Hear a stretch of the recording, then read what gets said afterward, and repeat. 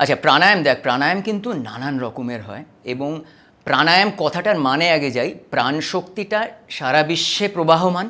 It's all over us, around us. It's not just the air we breathe in, it is a subtle energy, যেটাকে চাইনিজরা চি বলে, আমরা প্রাণ বলি, the force বলা হয়েছে স্টার ওয়ার্সে ইত্যাদি। চিটা আমার খুব ভালো লাগে, শুনতেও ভালো লাগে যে চি ক্লেন্স করতে হয়। চিটা ক্লেন্স করে এসেনশিয়ালি ইটস প্রাণ শক্তি, ইটস প্রাণ ব্যাপারটা। প্রাণ শক্তি is a subtle form of energy which is latent.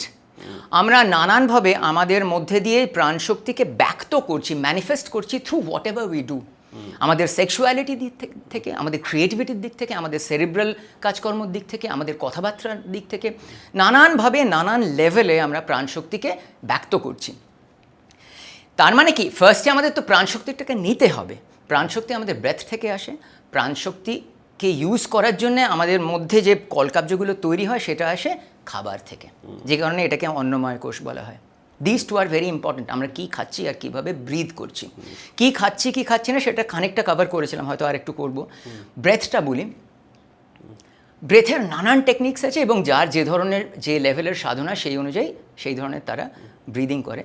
তোর আমার মতন সাধারণ মানুষ যারা দৈনন্দিন জীবনে কাজ করছি, আমরা গৃহী মানুষ যারা, বেশিরভাগই আমার শ্রোতা বন্ধুরা যারা আছেন তারাও তাই, তাদের জন্য এই 4 রকমের প্রাণায়াম ইজ ভেরি গুড।